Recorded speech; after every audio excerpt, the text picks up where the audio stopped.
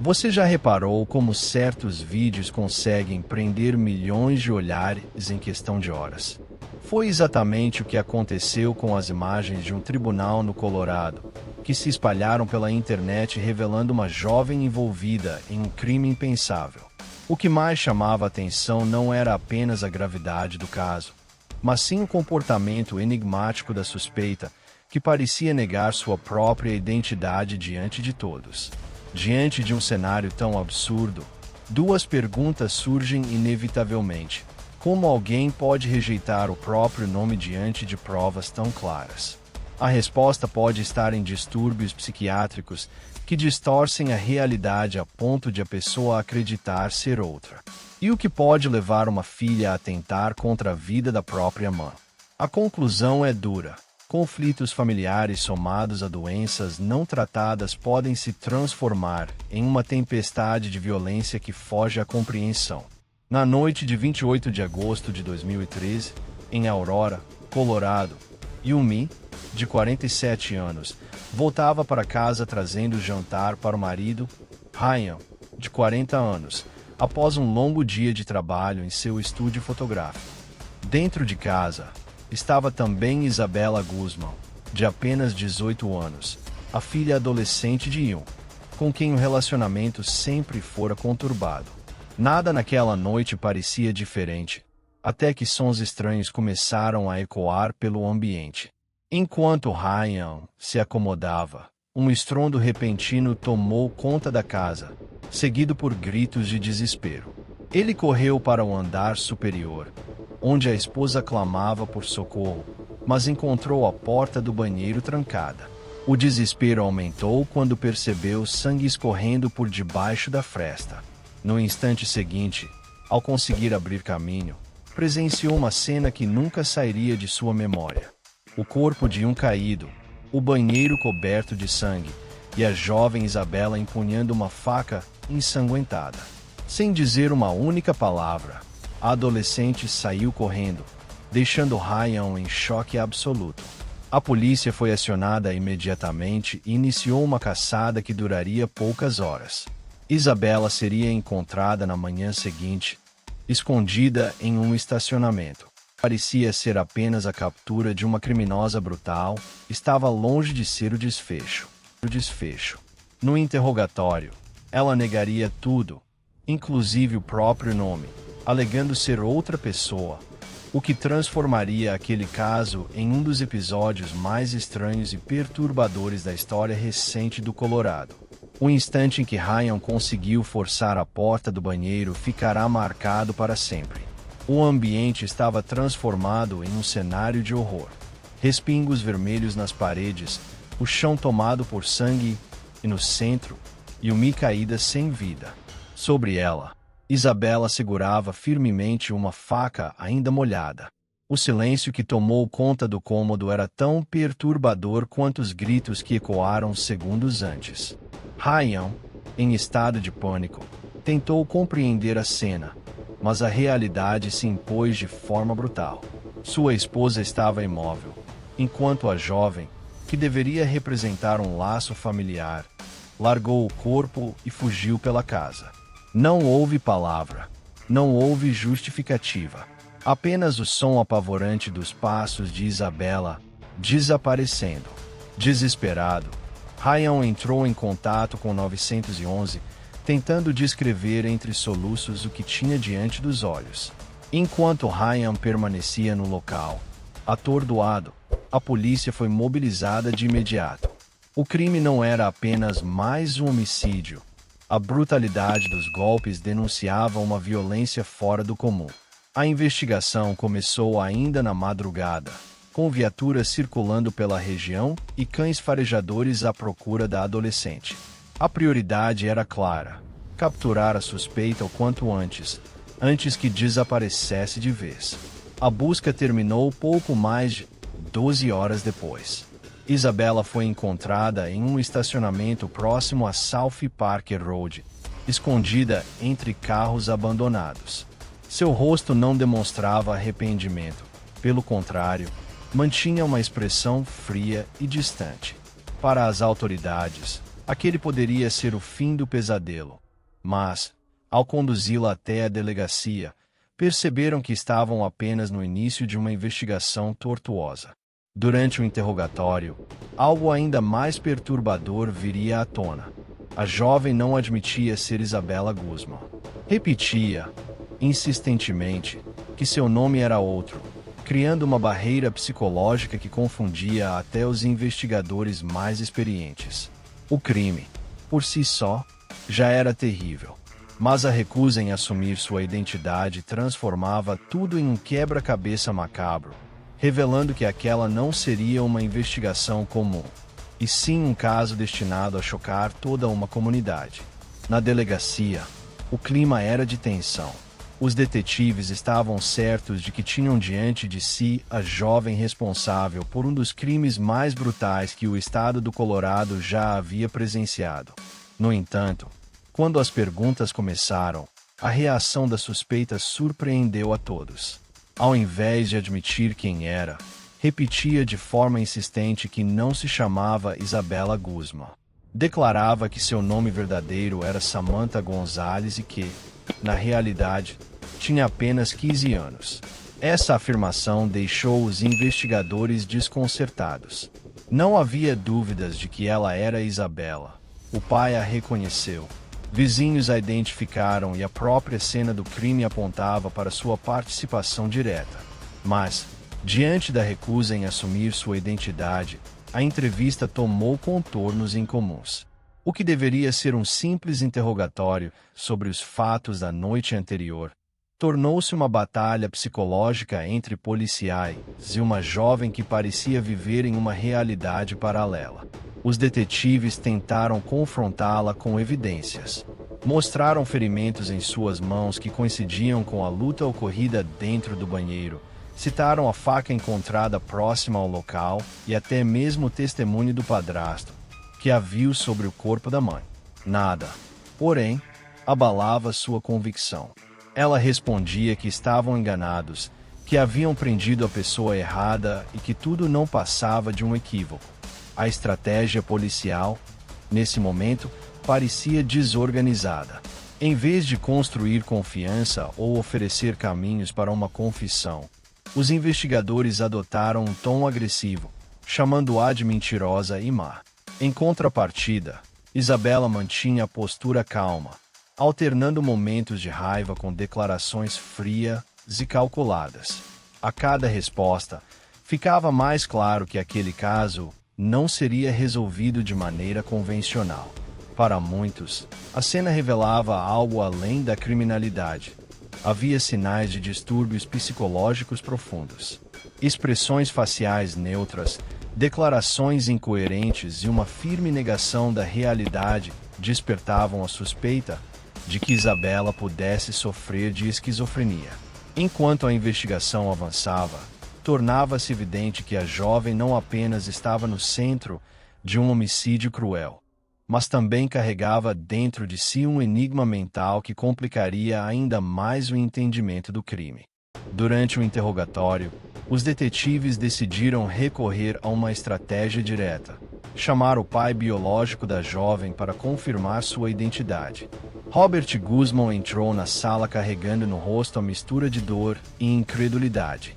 Ao ser questionado, não hesitou. Disse claramente que aquela era sua filha, Isabella, e que não havia dúvidas quanto a isso. O peso de suas palavras deixou a sala em silêncio por alguns instantes. Mas, para a surpresa dos policiais, a reação da suspeita foi imediata. Ela negou com veemência, dizendo que não conhecia aquele homem e que ele só poderia estar enganado. Reafirmou que seu nome era Samantha e que não tinha qualquer ligação de sangue com quem quer que estivesse sentado à sua frente. Esse momento revelou um abismo entre os fatos concretos e a versão que ela criava para si mesma, tornando ainda mais difícil compreender o que realmente passava por sua mente. Os investigadores insistiram. Apresentaram fotografias de família, registros escolares e até compararam características físicas. Nada foi suficiente para romper a barreira psicológica que a jovem havia construído. Sua recusa em admitir a verdade não parecia uma simples mentira. Era como se ela realmente acreditasse ser outra pessoa. Esse detalhe deixava em aberto uma questão crucial para a justiça. Isabela estaria simulando para escapar da punição, ou estaria diante de um colapso mental que a afastava da realidade? Enquanto os detetives se frustravam com as respostas, a atitude da suspeita chamava atenção. Por vezes, ela mantinha um tom calmo, quase sereno, como se estivesse convencida de sua versão. Em outros momentos, explodia em raiva, insultando quem a confrontava. Essa alternância de emoções reforçava a suspeita de que havia mais do que simples manipulação. Havia indício de delírio, traços típicos de transtornos psiquiátricos graves. Para a equipe policial, o caso ganhava contornos cada vez mais complexos. Não se tratava apenas de provar quem era responsável por um assassinato brutal. Era também necessário entender até que ponto a mente daquela jovem estava fragmentada. O crime já chocava pela crueldade, mas o interrogatório revelava algo ainda mais perturbador: a possibilidade de que Isabela Guzmán estivesse vivendo em um universo próprio, onde nem mesmo sua identidade real fazia sentido. Enquanto a polícia insistia em obter respostas de Isabela, Ryan, o padrasto, também foi ouvido. Sua voz carregava o peso do trauma da noite anterior. Ele descreveu como ouviu os gritos da esposa pedindo socorro, como tentou arrombar a porta e como, ao finalmente conseguir entrar, se deparou com a cena de horror. Relatou que viu Isabela sobre o corpo de Yumi, segurando a faca, e que sua expressão parecia vazia, sem emoção. Ryan contou ainda que, durante a ligação com o operador do 911, foi instruído a tentar reanimar a esposa, mas percebeu que já era tarde demais. A brutalidade das facadas não deixava espaço para a esperança. A lembrança daquele instante o marcou de forma irreversível. Ele não conseguia entender como uma jovem, até então parte da família, poderia ter cometido algo tão monstruoso. Para ele, Isabela havia perdido qualquer traço de humanidade no momento em que levantou a lâmina contra a própria mãe. Durante seu depoimento, Ryan revelou que os problemas entre mãe e filha eram antigos. Yumi já havia pedido ajuda anteriormente, relatando que a convivência com Isabela era difícil e que as discussões eram constantes. Chegou a mencionar que a jovem cuspira em seu rosto e a insultara diversas vezes. Pouco antes do crime, a própria Yun havia acionado a polícia, temendo que a situação fugisse do controle. Havia ainda o registro de um e-mail enviado por Isabela no mesmo dia do assassinato. A mensagem dizia apenas: "Você vai pagar." Embora tenha sido endereçada a uma tal de Cecília, chegou até Yumi, que interpretou como uma ameaça clara. O conteúdo perturbador intensificou o medo da mãe em relação ao comportamento da filha. Essas informações reforçavam a tese de que o crime não fora um ato impulsivo, mas sim resultado de um acúmulo de ressentimento e conflitos. A jovem parecia alimentar um ódio crescente, que explodiu de forma brutal naquela noite de agosto. Para os investigadores, o depoimento de Ryan era mais uma peça que consolidava a identidade da suspeita e o peso das acusações. Ainda assim, restava a dúvida: estaria Isabela agindo com plena consciência ou suas ações eram reflexo de uma mente em colapso? Com o depoimento de Ryan fortalecendo a acusação, os detetives voltaram a pressionar Isabela. Eles citaram as provas físicas, cortes em suas mãos, manchas de sangue em suas roupas e a faca encontrada no estacionamento onde havia se escondido. Mas, em vez de recuar, ela insistia em negar qualquer envolvimento, repetindo que não era Isabela e que havia sido confundida com outra pessoa. Os policiais, já exaustos, adotaram um tom mais agressivo. Chamavam-na de mentirosa, questionavam sua sanidade e até mesmo zombavam de suas respostas. O clima tenso transformou a sala em um campo de batalha psicológico. Ainda assim, a jovem mantinha uma postura surpreendentemente firme. Dizia que tudo seria esclarecido quando o teste de DNA fosse realizado, demonstrando uma confiança desconcertante. A cada nova negativa, ficava mais evidente que a jovem estava em conflito com a própria realidade. Quando confrontada sobre seus familiares, dizia que sua mãe não se chamava Yumi, mas Sabrina, e que morava em outro estado. Afirmava ter estudado em escolas diferentes das que constavam nos registros oficiais e inventava detalhes que não correspondiam aos fatos conhecidos. Esse comportamento levou os investigadores a se dividirem. Alguns acreditavam que se tratava de uma estratégia calculada para escapar da prisão. Outros viam sinais claros de um distúrbio mental grave. Seus gestos, sua expressão apática e a forma como insistia em uma história improvável apontavam para algo além da simples mentira. Enquanto os detetives tentavam conduzir a conversa, Isabela repetia incansavelmente que não era assassina, pedindo apenas que suas digitais fossem coletadas.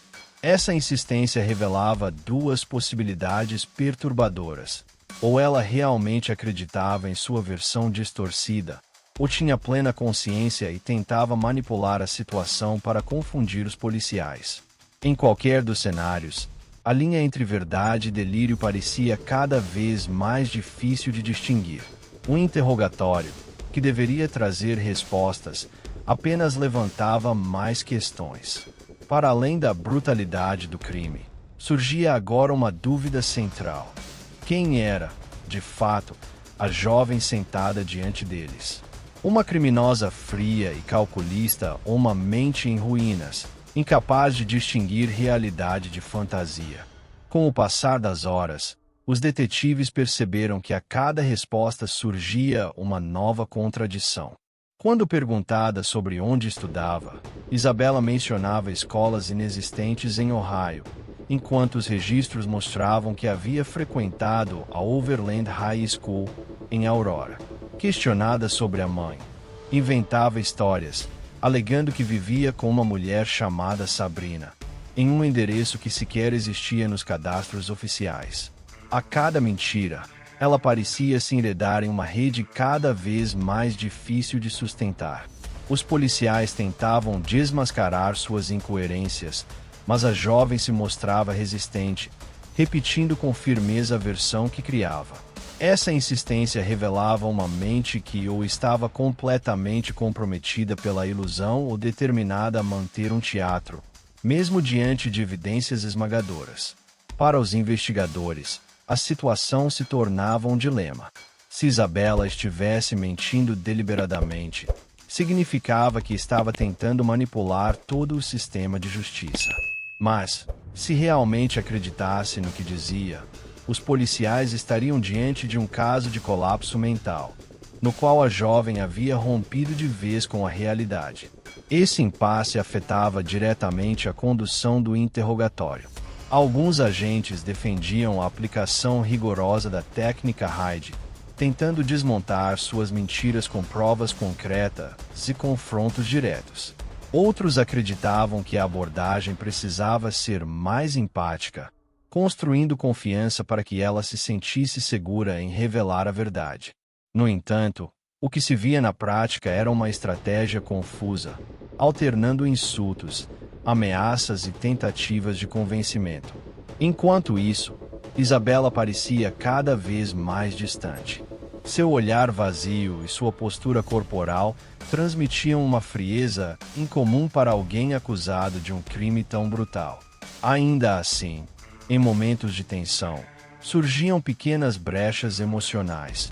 Ansiedade demonstrada pelo movimento de seus pés, mãos inquietas e lágrimas contidas.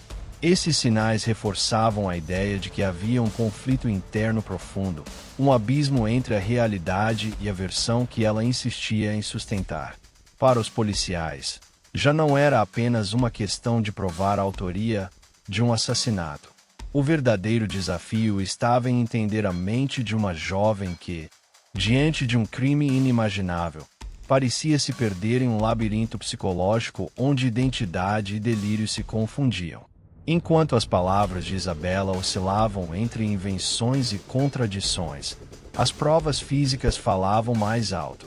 A cena do crime estava repleta de indícios claros. O corpo da mãe, Yolanda, encontrado no banheiro, apresentava múltiplas facadas. A faca usada no ataque estava na pia, ainda com marcas de sangue. E os exames forenses confirmaram que o DNA correspondia tanto à vítima quanto à própria Isabela. Essas evidências materiais eram irrefutáveis.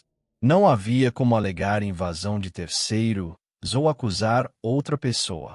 O sangue espalhado pela casa, combinado com digitais da jovem em locais estratégicos, desmontava qualquer versão alternativa que ela pudesse sustentar.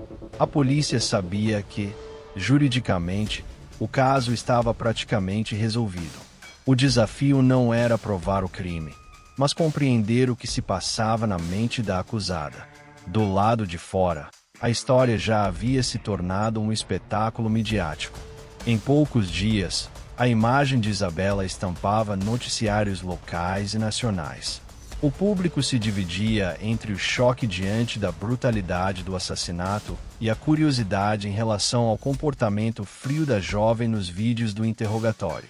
Programas de televisão exploravam cada detalhe, psicólogos eram convidados para dar entrevista, e vizinhos compartilhavam lembranças, tentando decifrar sinais que poderiam ter antecipado a tragédia. Alguns relatavam uma adolescente rebelde, com conflitos constantes dentro de casa. Outros descreviam apenas uma jovem reservada, sem atitudes que chamassem atenção. Essa dualidade alimentava ainda mais a comoção social. Havia quem enxergasse Isabela como um monstro frio, incapaz de remorso, e quem a considerasse uma vítima de sua própria instabilidade mental. Essa divergência de percepções acabou pressionando não apenas os investigadores, mas também o sistema de justiça. Afinal, quando um caso ganha tamanha exposição, a forma como é conduzido passa a ser observada com lupa, e qualquer deslize pode comprometer a credibilidade do processo. Dentro da sala de interrogatório, os policiais sabiam que não estavam lidando apenas com uma suspeita de homicídio. Estavam diante de um caso que ecoava para além das paredes da delegacia, mobilizando opiniões, gerando debates e acendendo discussões sobre limites da mente humana, violência familiar e falhas em identificar sinais de perigo. Com a investigação encerrada, chegou o momento mais esperado, o julgamento. Isabela Guzmão entrou na sala de audiências algemada, com semblante impassível. O júri popular, formado por cidadãos comuns, carregava a responsabilidade de decidir o destino de uma jovem de 18 anos, acusada de assassinar a própria mãe de forma brutal. A promotoria apresentou fotos, laudos e depoimentos, reforçando que não havia dúvida sobre a autoria do crime. A defesa insistia em falhas psicológicas profundas, alegando que Isabela não tinha plena consciência de seus atos. Era o confronto entre provas materiais e a complexidade da mente. O julgamento não afetava apenas a acusada e vítima. Familiares e amigos sofriam as consequências emocionais. O pai de Isabela, ao depor, revelou a dor de perder a ex-esposa, ao mesmo tempo, ver a filha acusada de assassinato. A comunidade lotava o tribunal. Uns buscavam justiça, outros apenas acompanhavam o caso que havia se tornado nacional. Lágrimas, olhares de repulsa e curiosidade mórbida dominavam o ambiente.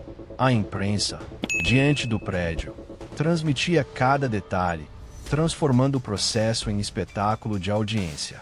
O clima era pesado. O silêncio, rompido apenas por testemunhas e advogados, deixava clara a gravidade da situação. Mais do que punir ou absolver, o julgamento refletia discussões sociais sobre violência doméstica e saúde mental. Até que ponto uma mente perturbada poderia explicar tamanha crueldade?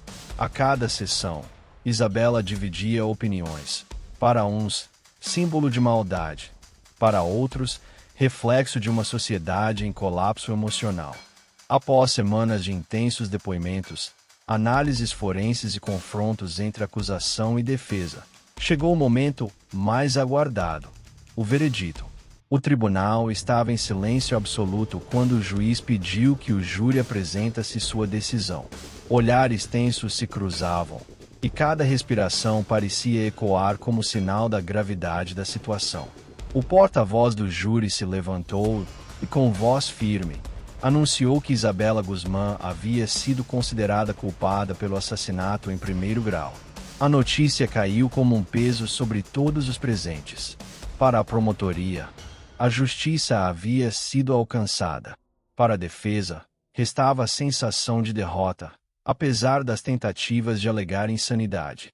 O juiz determinou prisão perpétua sem direito à liberdade condicional. O semblante de Isabela pouco mudou. Nem lágrimas, nem arrependimento. Essa frieza reforçou, para muitos, a ausência de remorso. Para outros, era apenas alguém emocionalmente desconectado da realidade. O julgamento não foi apenas um processo judicial. Tornou-se marco na discussão sobre crimes cometidos por jovens no ambiente familiar. A sociedade se dividiu.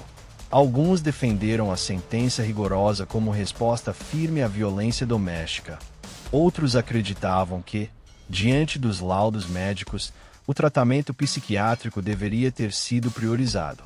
A repercussão midiática foi gigantesca. Programas de TV, jornais e canais online exploraram cada detalhe da vida de Isabela, de sua infância aos momentos antes do crime. Sua imagem, estampada em capas e sites, virou sinônimo de tragédia e alerta sobre sinais ignorados. Para a comunidade, restaram cicatrizes emocionais. Vizinhos relataram medo, desconfiança e até culpa por não perceberem sinais de perigo. A família foi dilacerada. Um pai sozinho, sem esposa e sem filha, dividido entre dor e incredulidade. No fim, o caso deixou uma reflexão coletiva. Como conflitos domésticos e sinais de instabilidade mental podem culminar em um dos crimes mais brutais já registrados em uma residência de classe média nos Estados Unidos. Após o julgamento, Ricardo Guzmán tornou-se uma figura silenciosa, marcada pela tragédia. A perda da esposa e a condenação da filha criaram nele um vazio indescritível. Amigos relatam que passou a viver isolado, evitando aparições e raramente concedendo entrevistas. Ricardo se questionava onde havia falhado. Teria ignorado sinais de desequilíbrio? Poderia ter evitado a escalada de conflitos? Perguntas sem resposta alimentavam sua dor diária. Embora tentasse seguir em frente, carregava um fardo emocional que o tempo não apagaria. O trauma foi sua verdadeira prisão. Psicólogos ressaltaram que pais em situações semelhantes desenvolvem depressão profunda e estresse pós-traumático. Para Ricardo, a tragédia significava não apenas perder duas pessoas queridas, mas também a destruição completa da estrutura familiar. Enquanto a sociedade discutia o caráter do crime, especialistas levantavam uma questão essencial: até que ponto transtornos psiquiátricos devem influenciar decisões judiciais? Laudos médicos apontaram indícios de delírio e comportamento antissocial. Porém, a promotoria sustentou que ela tinha plena consciência de seus atos.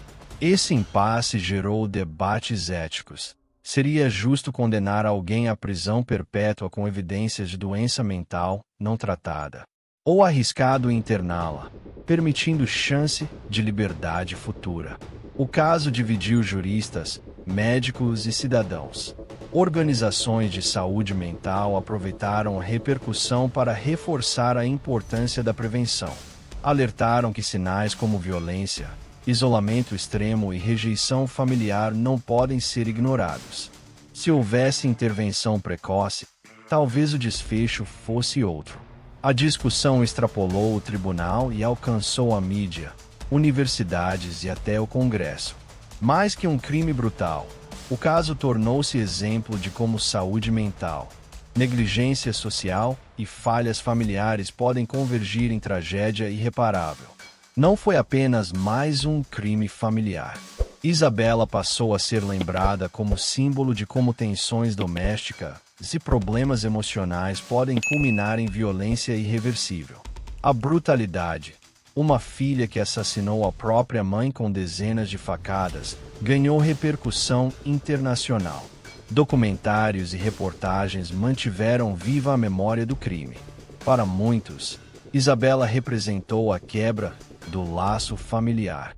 Para outros, um lembrete sombrio da urgência em discutir saúde mental e prevenção antes que conflitos cheguem ao ponto sem retorno. Mesmo anos depois, sua imagem segue associada à frieza. O olhar distante e a ausência de remorso durante o julgamento reforçaram o rótulo de horror doméstico.